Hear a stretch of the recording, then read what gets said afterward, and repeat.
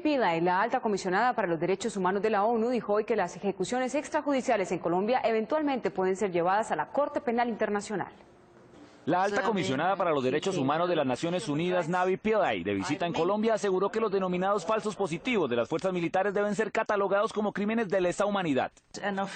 Un delito se convierte en crimen de lesa humanidad si es difundido y sistemático contra la población civil. Parece que las ejecuciones extrajudiciales contra la población son sistemáticas en su práctica. La alta comisionada dijo que a Naciones Unidas le preocupa sobremanera que las ejecuciones extrajudiciales en Colombia contra la población civil estén en aumento.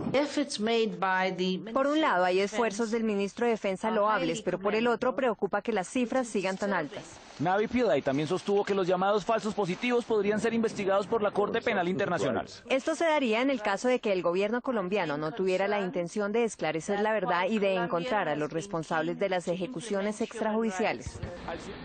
En las instalaciones de la nueva EPS en el occidente de Bogotá se cumplieron 3 de las 5 capturas ordenadas por la Fiscalía.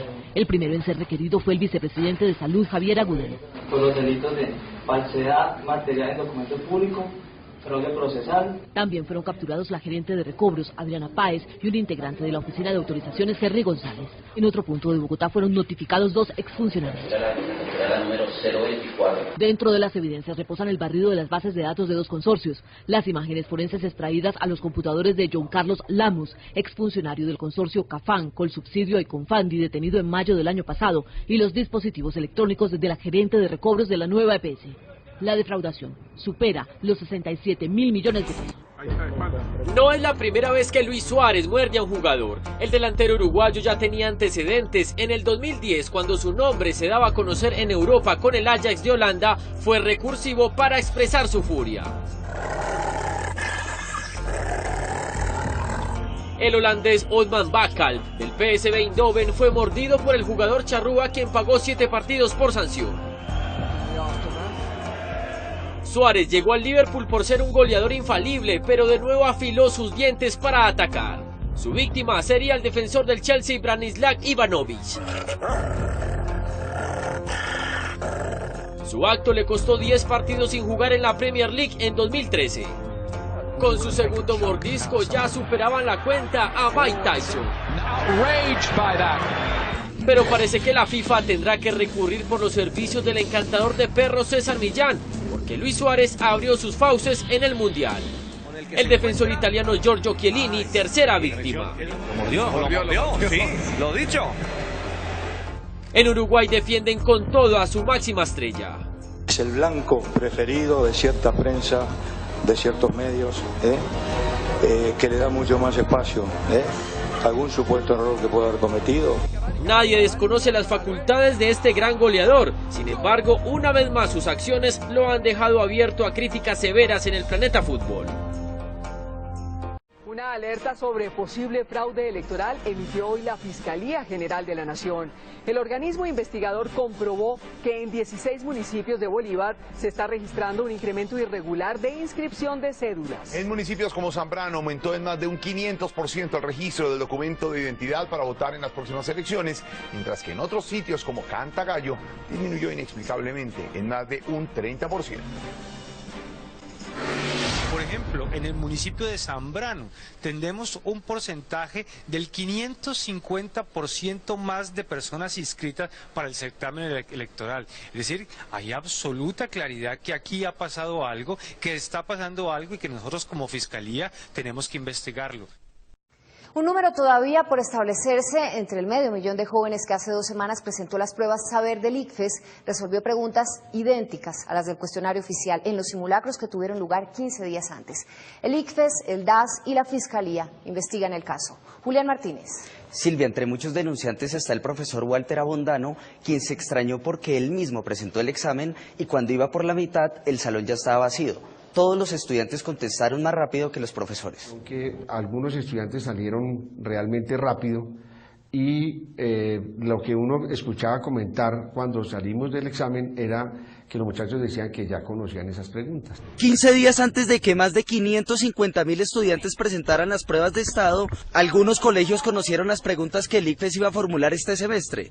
La filtración del cuestionario fue confirmada por la directora del instituto. Nosotros recibimos unas denuncias de ciudadanos, denuncias anónimas, desafortunadamente, es muy difícil seguir y ratificar, en las que se nos señalaba que unas preguntas del examen podrían haber sido conocidas por estudiantes que se presentaron el 4 de septiembre.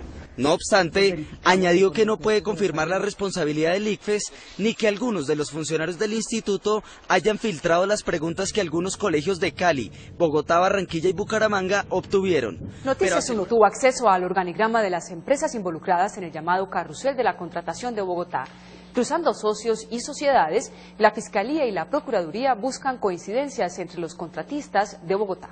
Felipe Romero. María Cristina, el organigrama está encabezado por el grupo de empresas y consorcios del contratista Julio Gómez, quien calculó sus contratos en 50.000 millones de pesos, pero los investigadores hasta el momento le han encontrado negocios por más de 300.000 millones.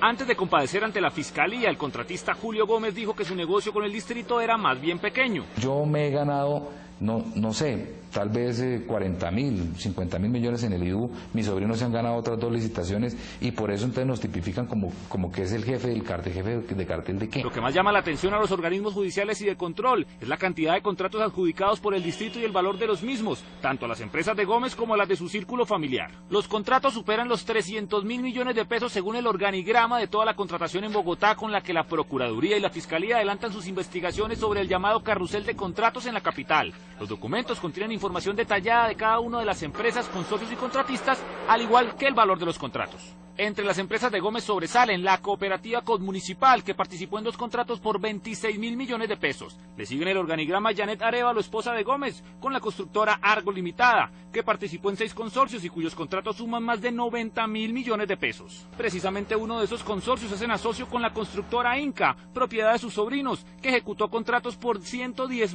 millones de pesos. También está la empresa Cosco Ingeniería de otros sobrinos, que contrató con el distrito por 101.000 millones de pesos. El resto del organigrama está compuesto por las empresas del grupo Nule, entre ellas Bitácora Soluciones, Transvial y Ponce de León y Asociados, en el que aparece como contratista Jorge Pastrana Sagre, hermano de Manuel Pastrana Sagre, quien fue asesor de la gerencia de la empresa de renovación urbana y hombre cercano al polémico Emilio Tapia. Julián Gómez, exdirector de la Unidad Coordinadora de Agroingreso Seguro, le entregó a la justicia 50 correos electrónicos que contienen las instrucciones que dio a su subalterno sobre cómo ejecutar el programa de subsidios. Juan Luis Martínez. María Cristina, el exfuncionario dijo que está dispuesto a colaborar con la justicia y a contar cómo y de quién recibió las órdenes para repartir 2 billones, con B, de pesos en subsidios. Esta semana será levantado el foro diplomático con el que cuenta el Instituto Interamericano de Cooperación para la Agricultura, IICA, por lo cual deberá responder ante la justicia por agroingreso seguro. El agro es ingreso seguro. El exdirector de la Unidad Coordinadora de Agroingreso Seguro, Julián Gómez, quien fue contratista del IICA, precisamente le dijo a Noticias 1 que entregó a los investigadores más de 50 correos electrónicos, en los que se le ordenaba cómo desarrollar el cuestionado programa. Los documentos hacen básicamente referencia a la forma como se estructuró el mecanismo para la operación del programa. El exfuncionario aseguró que en su condición de contratista, lo único que hacía era cumplir las directrices del ministerio. Evidentemente recibí las instrucciones donde me decían, oiga, mire, vamos a hacer lo mismo que se hizo el año pasado, este documento cójalo, actualícelo, esto se va a hacer de esta manera, por tanta plata. El exdirector de la Unidad Coordinadora de AIS dijo que está dispuesto a colaborar eficazmente con la justicia para aclarar su participación dentro del cuestionado programa. Era el ministerio el que definía las reglas en virtud de las cuales se iba a hacer la asignación de los recursos. Y eso se hizo a través de unas resoluciones que fueron firmadas por el ministro. Noticias 1 también pudo establecer que el actual director del programa Agroingreso Seguro, Carlos Betancourt, presentó renuncia irrevocable a su cargo y en su reemplazo fue designado Luis Eduardo Quintero.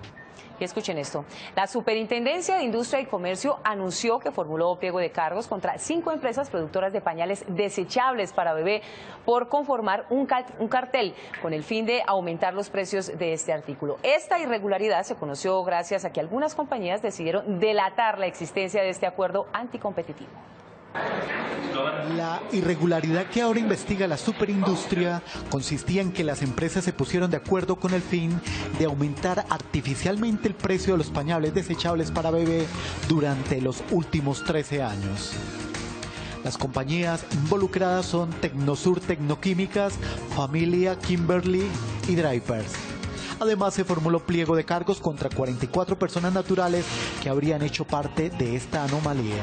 Varias empresas participantes en dicho mercado y sus respectivos directivos y empleados acudieron a la Superintendencia de Industria y Comercio con el fin de reconocer y confesar su participación en dicho cartel empresarial.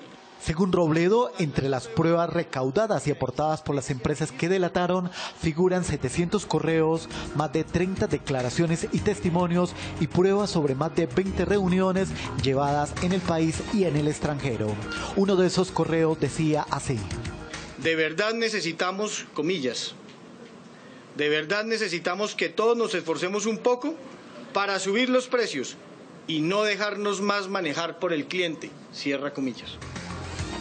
Al concluir la investigación, la sanción podría ser de 61.600 millones por cada infracción.